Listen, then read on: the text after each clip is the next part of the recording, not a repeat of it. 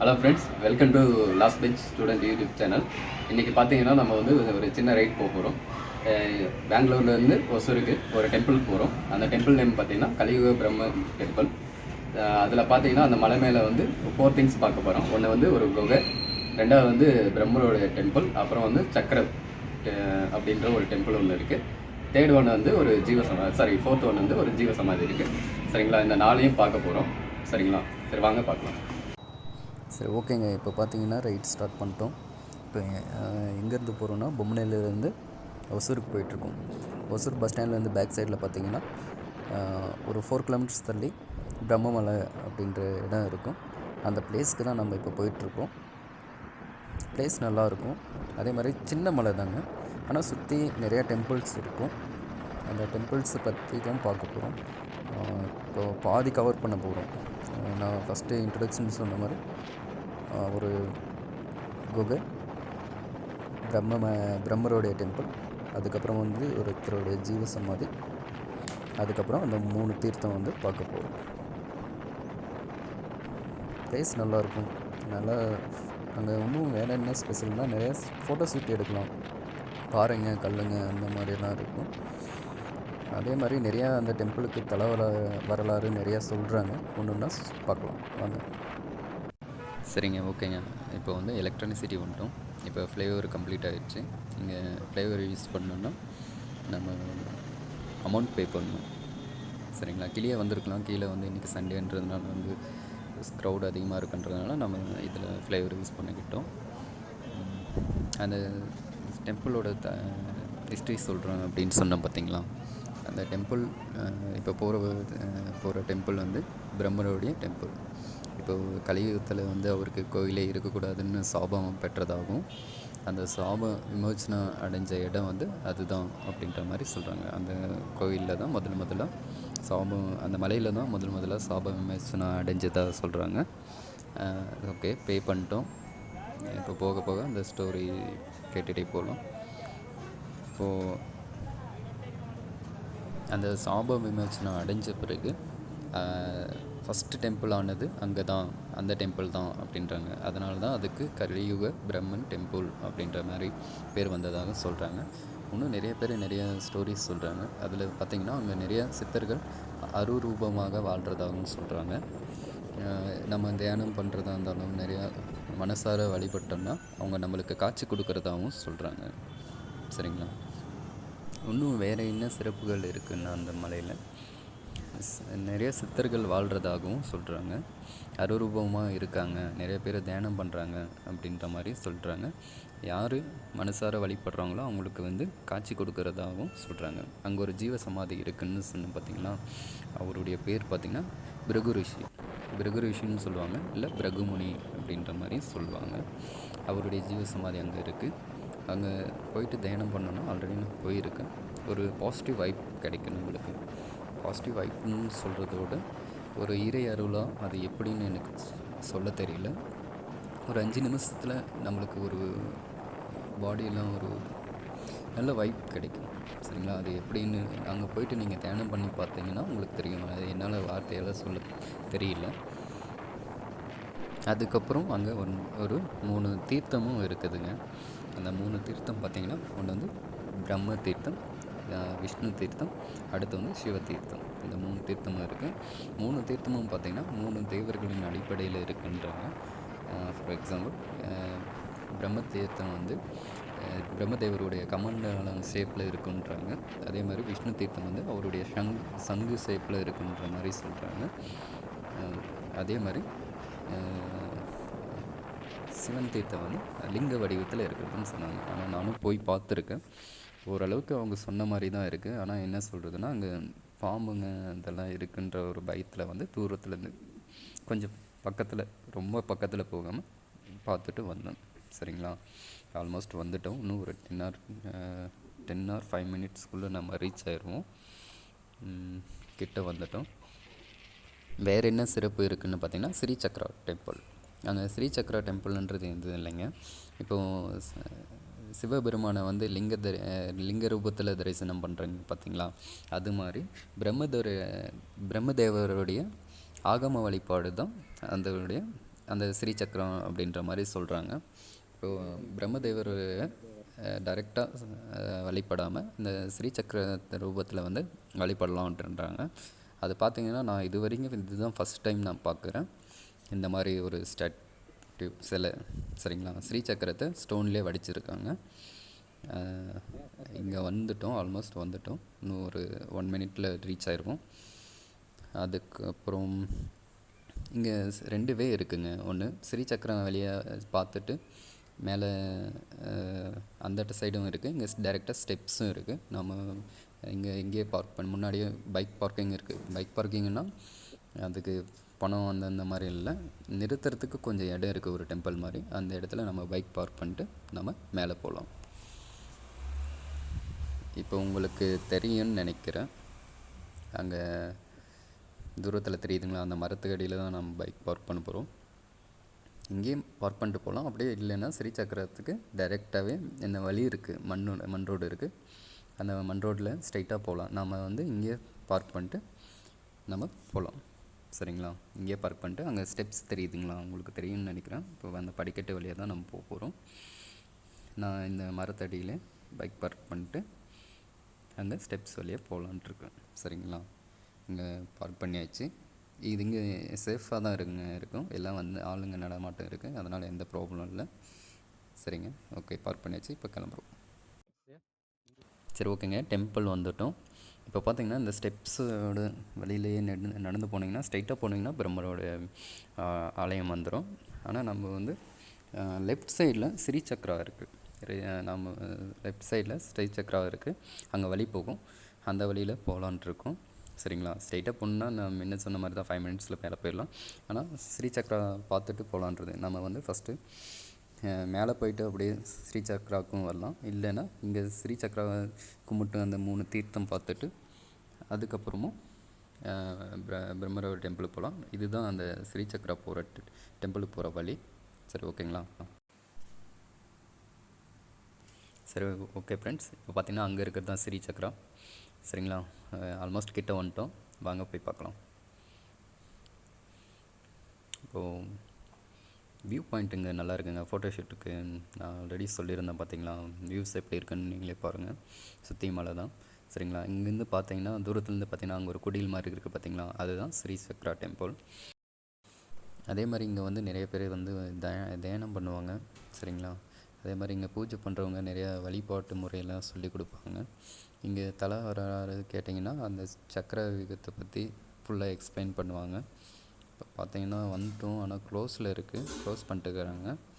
இருந்தாலும் நான் வந்து உங்களுக்கு அவங்கள டிஸ்டர்ப் பண்ணாமல் அந்த ஜன்னல் வழியாக வந்து நான் உங்களுக்கு வந்து காட்டுறேன். ஸ்ரீசக்கரா எப்படி இருக்குது, அந்த சிலை வந்து எப்படி இருக்குன்றது வந்து நான் உங்களுக்கு காட்டுறேன். இப்போ பாருங்கள், உங்களுக்கு தெரியுதுங்களா, இங்கே இந்த ஜன்னல் வழியாக தெரியும்னு நினைக்கிறேன். இதுதான் ஸ்ரீசக்கரா. நான் சொன்ன ஸ்ரீசக்கரா வந்து இதுதான். நல்லா தெரியும்னு நினைக்கிறேன். ஓகேங்களா, அப்படியே அந்த ஸ்ரீசக்கரம் பேக் சைடில் வந்தோன்னா ஒரு சின்ன குகை மாதிரி இருக்கும். அங்கே போகிறதுக்கு ஸ்டெப்ஸ் மாதிரி இருக்கும். அங்கே பாருங்கள், இப்போ போயிட்டுருக்கோம் பாருங்கள், அந்த குகை நான் முன்னாடி வீடியோவில் சொன்ன மாதிரி அந்த குகை இது தான். இதுக்குள்ளே போகும்போது 2 வழியாக பிரியும். ஒரு சைடு வழி போகணுன்னா எதுவும் இருக்காதுன்னு மோஸ்ட்லி அப்படி நினச்சி தான் எல்லாம் வந்துடுவாங்க. லெஃப்ட் சைட் பார்த்திங்கன்னா ஒரு இது இருக்கும், அவ்வளோதான் எண்டிங் பாயிண்ட்டுன்னு நினைப்போம். ஆனால் கீழே உள்ளே போய் பார்த்திங்கன்னா சின்னதாக ஒரு வழி போகும். இப்போ தெரியுதுங்களா, சன்லைட் கூட இந்த சன்லைட் கூட தெரியுது பாருங்கள். இதுக்குள்ளே போகணும். சரிங்களா, இதுக்குள்ளே போகணும். இப்போ போன பிறகு இந்த சைடு இப்போது ஒரு லெஃப்ட் சைடு வழி போகும். இது எதுக்கு போகிற வழின்னா, நான் ஆல்ரெடி சொன்னேன் பார்த்தீங்களா, அந்த 3 தீர்த்தம் இருக்குது அப்படின்ட்டு. அந்த தீர்த்தத்துக்கு போகிற வழி இது தான். இங்கே இறங்கும்போது பார்த்து இறங்க, குழந்தைங்க லேடிஸ் எல்லாம் வரும்போது பார்த்துட்டு வாங்க. ஏன்னா இங்கே கல் வந்து ரொட்டேட் ஆகும் இந்த இடத்துல. சரிங்களா, இறங்கிட்டு நான் இது பண்ணுறேன். அதே மாதிரி இறங்கி வரும்போது கொஞ்சம் வந்து பார்த்து இறங்கி வாங்க. இங்கே பாறையெல்லாம் வழுக்கும். நான் இங்கேருந்து பார்த்தீங்கன்னாலும் அந்த தீர்த்தம் தெரியாது. அங்கே ஃபாரஸ்ட் மாதிரி ஒரு புதர் மாதிரி இருக்குது பார்த்தீங்களா, அங்கே தான் இதுக்குள்ளே போகணும். இங்கே பாம்புலாம் இருக்கிறதா சொன்னாங்க. கொஞ்சம் வரும்போது பார்த்துப்பாங்க, சேஃபாக வாங்க. உள்ளே இன்னும் போனோன்னா அங்கே அந்த இடத்துல உங்களுக்கு மார்க் பண்ணியிருப்பாங்க. காட்டுறேன் வாங்க. இங்கே உங்களுக்கு தெரியும்னு நினைக்கிறேன். இப்போ இது இதுதான் ஃபஸ்ட்டு தீர்த்தம். நான் தூரத்துலேருந்தே காட்டுறேன், ஏன்னா அந்த தண்ணிக்குள்ளே பாம்பெல்லாம் இருக்குதுன்னு சொன்னாங்க. அங்கே போர்டில் இருக்குது பாருங்கள், சிவத்தீர்த்தம். சரிங்களா? அந்த 3 தீர்த்தத்தில் இது ஒன்று. அது பக்கத்துலேயே பார்த்தீங்கன்னா இன்னொரு தீர்த்தம் இருக்கும். அப்படியே பக்கம் பக்கம் சின்ன சின்னது தாங்க அந்த மலையிலே இருக்கிறதும். சரிங்களா? இது வந்து விஷ்ணு தீர்த்தம். சரிங்களா? இது வந்து விஷ்ணு தீர்த்தம். அது பக்கத்தில் இருக்கிறது வந்து பிரம்மரோட இது. ஆனால் அதில் தானே இதுங்க காட்டுறேன். இங்கே விஷ்ணு தீர்த்தம்னு மார்க் பண்ணியிருக்காங்களா? ஓகேங்களா? அதே மாதிரி பிரம்ம தீர்த்தம் இது. சரிங்களா? இதுதான் பிரம்ம தீர்த்தம். இப்போ பார்த்தீங்கன்னா இந்த 3 தீர்த்தம் வந்து இப்போ பார்த்தாச்சு. கொஞ்சம் பார்த்து வாங்க. அதே மாதிரி அந்தாட்ட பாறைக்கு போகிற வழியும் இருக்குது. அந்த சைடு அந்த ஸ்ரீசக்கரத்துலேருந்து அந்த மலைக்கு போகிற வழி இருக்கும். அங்கேயும் ஃபோட்டோ ஷூட் நல்லா பச்சை பசேன்னு இருக்கும், நல்ல காத்தோட்டமாகவும் இருக்கும். சரிங்களா? நிறையா ஃப்ரெண்ட்ஸ் சைடு ட்ரெக்கிங் வரணுன்னு ஆசைப்பட்டவங்களாம் நீங்கள் இங்கே வரலாம். சரிங்களா? இதே வழியில் தான் மறுபடியும் மேலே போயிட்டு ஸ்ரீசக்கரத்துலேருந்து தான் அந்த இதுக்கும் போகணும். நான் அங்கேருந்து வீடியோ கண்டினியூ பண்ணுறேன். எங்கே ஜீவசமாதிக்கு போகணும், அது நான் வந்து அங்கே கண்டினியூ பண்ணுறேன். ஓகேங்களா? சரி, ஓகேங்க. இப்போ மேலே வந்துட்டோம். சரிங்களா? இப்போ ஒரு ஜீவசமாதி இருக்குதுன்னு சொன்னேன் பார்த்தீங்களா? இது இந்த சைடு தான். வாங்க போய் பார்க்கலாம். அந்த ஜீவசமாதி யாருதுன்னு பார்த்தீங்கன்னா பிரகரிஷின்னு சொல்லுவாங்க, இல்லை பிரகமுனி அப்படின்ற மாதிரி சொல்லுவாங்க. அவங்களுடைய ஜீவசமாதி இங்கே தான் இருக்குது. ஆனால் தூரத்துலேருந்து பார்த்தோம்னாவே அங்கே இருக்கிறது குகை இருக்குது, இல்லை ஜீவசமாதி இருக்குது அப்படின்ற மாதிரி தெரியாது. பக்கத்தில் போகும்போது தான் தெரியும். சரிங்களா? அதே மாதிரி இந்த ஜீவசமாதி பார்த்திங்கன்னா மந்த்லி 2 days மட்டும்தான் ஓப்பனில் இருக்கும். ஒன்று வந்து அமாவாசை, இன்னொன்று வந்து பௌர்ணமி. ஏன்னா சித்தர்கள் மோஸ்ட்லி தனிமையாக தான் விரும்புவாங்க, எப்போயுமே தியானத்தில் இருப்பாங்க, அவங்கள தொந்தரவு பண்ணுறது பிடிக்காது அப்படின்னு சொல்லுவாங்க. அதனால் வந்து மந்த்லி 2 days மட்டும் அலோவ் பண்ணுறதா சொல்கிறாங்க. அதே மாதிரி அந்த 2 நாளில் தான் அவங்க நம்மளுக்கு ஆசீர்வாதம் பண்ணுறதாகவும் சொல்கிறாங்க. இந்த ஜீவசமாதி வந்து அங்கே தான் கிட்ட தான் இருக்குது. சரிங்களா? இங்கேருந்து பார்த்தீங்கன்னா தெரியும். இப்போ தெரியுதுங்களா? அங்கே அதுதான் இன்றைக்கி ஓப்பனில் தான் இருக்குது. வாங்க உள்ளே என்ன இருக்குது அப்படின்ற மாதிரி நான் உங்களுக்கு உள்ளே வந்து காட்டுறேன். அதே மாதிரி பார்த்து பத்திரமா போங்க, ஏன்னா ரொம்ப பாறைகள்லாம் ரொம்ப வழுக்கும். சரிங்களா? இங்கே வந்தாச்சு. இப்போ இதுக்குள்ளே போகணும். இது இங்கேருந்து பார்த்தீங்கன்னா ஒரு குழி மாதிரி தாங்க தெரியும். அதில் வந்து நீங்கள் என்ன சொல்கிறது, ஒரு குழி தான் இருக்குது, அவ்வளோதான் போல், இதுதான் ஜீவசமாதி போல் அப்படின்னு பார்த்து நிறைய பேர் ரிட்டர்ன் வந்துடுறாங்க. சரிங்களா? ஆனால் உள்ளே இறங்கி போகணும். சரிங்களா? உள்ளே இறங்கி அதுக்கு கீழேயும் வழி இருக்குது. சரிங்களா? கீழே போனீங்கன்னா உங்களுக்கு தெரியும். இறங்கும்போது பார்த்து இறங்குங்க. கீழே இங்கே ஒருத்தர் மட்டும் உட்கார்ந்து தவம் பண்ணுற மாதிரி ஒரு சின்ன இடம் இருக்கும். இங்கே தான் நம்ம என்ன சொன்னேன் பார்த்தீங்களா, ஃபஸ்ட்டே சொன்னேன் பார்த்தீங்களா, அந்த இடம் வந்து இங்கே தான். எனக்கு ரொம்ப ஃபேவரட்டான இடம் வந்து இங்கே தான். இங்கே வந்து ஒரு 5 minutes 10 minutes நீங்கள் அமைதியாக உட்காந்தாவே போதும், உங்களுக்கு வேறு லெவலான ஒரு பாசிட்டிவ் வைப் கிடைக்கும். அதே மாதிரி இங்கே ஒரு கருநாகம் இருக்குன்ற மாதிரி சொல்கிறாங்க. இது வரைக்கும் நான் பார்க்கல, ஆனால் நிறைய பேர் அங்கேயும் சொன்னாங்க. அதுக்கப்புறம் ஒரு சில யூடியூப் சேனல்லையும் சொல்லியிருந்தாங்க. ஆனால் அந்த கருநாகம் வந்து யாரையும் எதுவும் பண்ணுறதில்ல, நீங்கள் பாட்டுன்னு உட்காந்து தியானம் பண்ணலாம், ஒன்றும் ப்ராப்ளம் இல்லை அப்படின்னாங்க. நாங்கள் போகும்போது அங்கே அந்த மாதிரி எதுவும் நாங்கள் பார்க்கல. சரி, ஓகேங்க. இப்போ மேலே வந்துட்டு நான் உங்களுக்கு பிரம்மருடைய டெம்பிளுக்கு போகிற வழி என்னன்னு நான் உங்களுக்கு காட்டுறேன். சரிங்களா? ஓகே ஃப்ரெண்ட்ஸ், இப்போ பார்த்தீங்கன்னா நம்ம வந்த வழி வந்து இந்த வழி, இந்த ஸ்ரீசக்கரத்துலேருந்து இந்தாட்டிருந்து வந்தோம். சரிங்களா?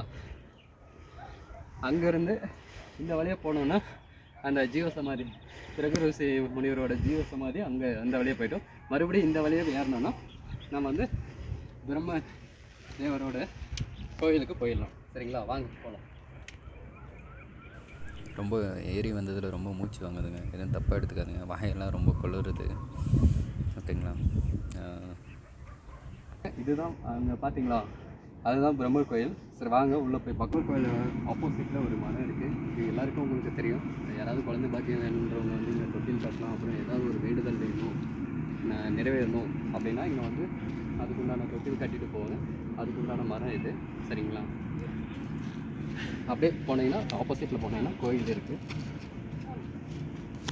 நான் டெம்பிள்குள்ளேயும் உள்ளே இருக்கிற பிரம்மருடைய சிலையை நான் வீடியோ எடுத்து போடலான்னு தான் நினச்சேன். அங்கே இருக்கிறவங்க வேண்டாம் அப்படின்னு சொன்னாங்க.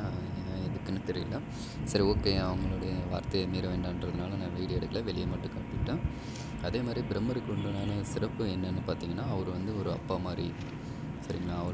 அவரை வந்து தினமும் 20 நிமிஷம் தியானித்தாலே போதும், மனசார வேண்டினாலே போதும், நம்ம வேண்டுறது நம்மளுக்கு கிடைக்கும் அப்படின்ற மாதிரி சொன்னாங்க.